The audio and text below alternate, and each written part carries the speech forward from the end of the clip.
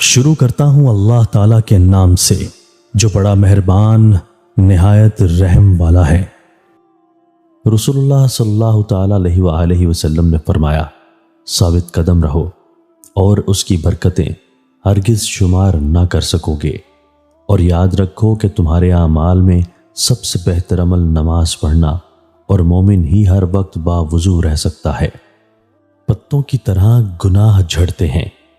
حضرت سیدنا ابو ذر رضی اللہ تعالیٰ عنہ فرماتے ہیں کہ ایک مرتبہ رسول اللہ صلی اللہ تعالیٰ علیہ وآلہ وسلم موسم سرما میں باہر تشریف لائے، جبکہ درختوں کے پتے جھڑ رہے تھے۔ آپ نے ایک درخت کی 2 ٹہنیوں کو پکڑ کر اس کے پتے جھاڑتے ہوئے ارشاد فرمایا، اے ابو ذر رضی اللہ تعالیٰ عنہ، میں نے عرض کی یا رسول اللہ صلی اللہ تعالیٰ علیہ وآلہ وسلم، میں حاضر ہوں۔ فرمایا، بے شک جب کوئی مسلمان اللہ عز و جل کی رضا کے لیے نماز پڑھتا ہے تو اس کے گناہ ایسے جھڑتے ہیں جیسے اس درخت کے پتے جھڑ رہے ہیں۔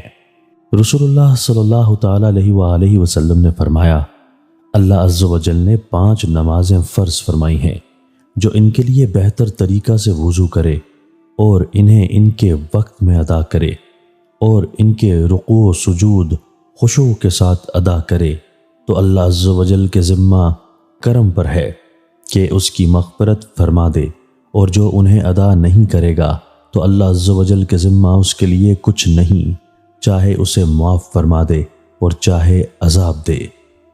حضرت سیدنا سہل بن سعد رضی اللہ تعالیٰ عنہ سے مروی ہے کہ رسول اللہ صلی اللہ تعالیٰ علیہ وآلہ وسلم نے فرمایا، بے شک جنت میں ایک دروازہ ہے جس کا نام ریان ہے، قیامت کے دن اس دروازے سے صرف روزہ دار ہی داخل ہوں گے، ان کے سوا کوئی داخل نہ ہو سکے گا۔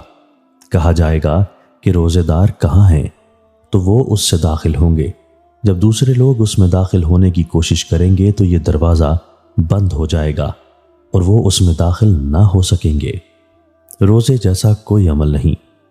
حضرت سیدنا ابو امامہ رضی اللہ تعالیٰ عنہ فرماتے ہیں، میں نے عرض کی، یا رسول اللہ صلی اللہ تعالیٰ علیہ وآلہ وسلم، مجھے کوئی عمل بتائیے۔ ارشاد فرمایا، روزے رکھا کرو، کیونکہ اس جیسا عمل کوئی نہیں۔ میں نے پھر عرض کی، مجھے کوئی عمل بتائیے۔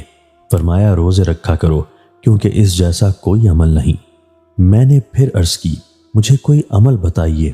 فرمایا، روزے رکھا کرو، کیونکہ اس کا کوئی مثل نہیں۔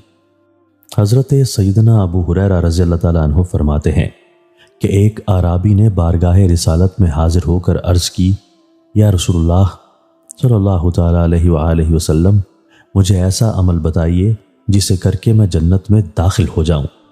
فرمایا، اللہ عز و جل کی اس طرح عبادت کرو کہ کسی کو اس کا شریک نہ ٹھہراؤ، اور فرض نمازیں ادا کرو اور زکوٰۃ ادا کرو اور رمضان کے روزے رکھو۔ اس نے عرض کی، مجھے اس ذات کی قسم جس کے قبضہ قدرت میں میری جان ہے، میں اس پر زیادتی نہ کروں گا۔ یہ کہہ کر جب وہ واپس چلا گیا تو نبی صلی اللہ تعالیٰ علیہ وآلہ وسلم نے فرمایا، جو کسی جنتی کو دیکھنا چاہے وہ اس شخص کو دیکھ لے۔ 3 باتوں میں مومن کا دل خیانت نہیں کرتا۔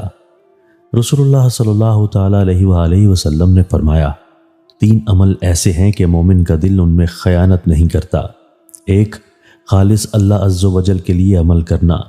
2، حکمرانوں کی خیر خواہی، اور 3، ان کی جماعت کو لازم پکڑنا، کیونکہ ان حکمرانوں کو دین کی دعوت دینا ان کے ماتحت لوگوں کی اصلاح کا ذریعہ بن سکتا ہے، اور جس کا مقصد دنیا کمانا ہوگا، اللہ عز و جل اس کے کام کو متفرق یعنی جدا جدا کر دے گا، اور اس کے فقر کو اس کے سامنے کر دے گا، اور اسے دنیا سے وہی ملے گا جو اس کے لیے لکھا گیا ہوگا، اور جس کا مطلوب آخرت ہو تو اللہ عز و جل اسے اس کا مطلوب عطا فرما دے گا، اور اس کے دل کو غنا سے بھر دے گا، اور دنیا ذلیل ہو کر اس کے پاس آئے گی۔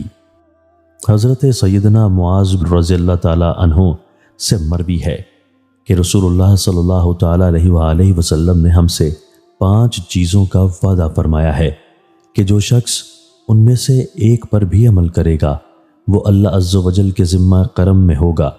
1، جو مریض کی عیادت کرے، یا 2، جنازے کے ساتھ چلے، یا 3 اللہ عز و جل کی راہ میں جہاد کے لیے نکلے، یا 4 حاکم اسلام کے پاس آئے اور نیک اور جائز باتوں میں اس کی اطاعت کرے، یا 5 اپنے گھر میں اس لیے بیٹھا رہے کہ وہ لوگوں سے اور لوگ اس سے محفوظ رہیں۔ حضرت سیدنا ابو امامہ رضی اللہ تعالیٰ عنہ فرماتے ہیں، میں نے نبی اکرم صلی اللہ تعالیٰ علیہ وآلہ وسلم کو حجۃ الوداع کے خطبہ میں یہ فرماتے ہوئے سنا، اپنے رب عز و جل سے ڈرو، اپنی 5 نمازیں پڑھو، اپنے رمضان کے روزے رکھو، اپنے اموال کی زکوٰۃ دو اور اپنے حکمرانوں کی اطاعت کرو، تم اپنے رب عز و جل کی جنت میں داخل ہو جاؤ گے۔ دین کا بہترین عمل۔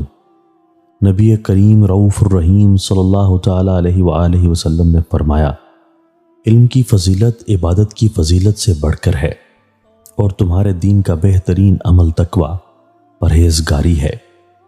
حضور صلی اللہ تعالیٰ علیہ وآلہ وسلم سے لوگوں کو کثرت سے جنت میں داخل کرنے والے عمل کے بارے میں سوال کیا گیا تو فرمایا، اللہ عز و جل سے ڈرنا اور حسن اخلاق۔ رسول اللہ صلی اللہ تعالیٰ علیہ وآلہ وسلم نے فرمایا، اللہ عز و جل نے 3 دن میں حضرت موسیٰ علیہ السلام سے 1,40,000 کلمات کے ذریعے جو کلام فرمایا اس میں یہ بھی تھا، اے موسیٰ، میرے لیے عمل کرنے والوں نے دنیا سے بے رغبتی جیسا کوئی عمل نہیں کیا، اور مقربین نے ان پر میری حرام کردہ اشیاء سے بچنے جیسے کسی اور عمل سے میرا قرب حاصل نہیں کیا، اور میری عبادت کرنے والوں نے میرے خوف سے رونے جیسی کوئی عبادت نہیں کی۔ حضرت سیدنا موسیٰ علیہ السلام نے عرض کی، اے ساری کائنات کے رب عز و جل اور روز جزا کے مالک یا ذوالجلال والاکرام، تو نے ان کے لیے کیا تیار کیا ہے اور تو انہیں کیا بدلہ عطا فرمائے گا؟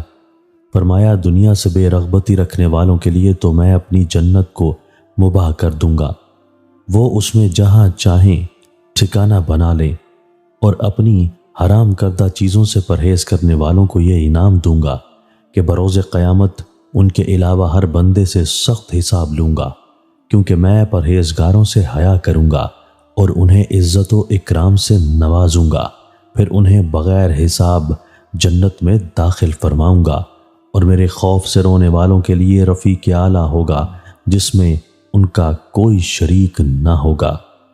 اللہ عز و جل سے دعا ہے کہ ہمیں نیک، متقی، پرہیزگار، والدین کا فرما بردار اور سچا عاشق رسول بنائے۔ آمین۔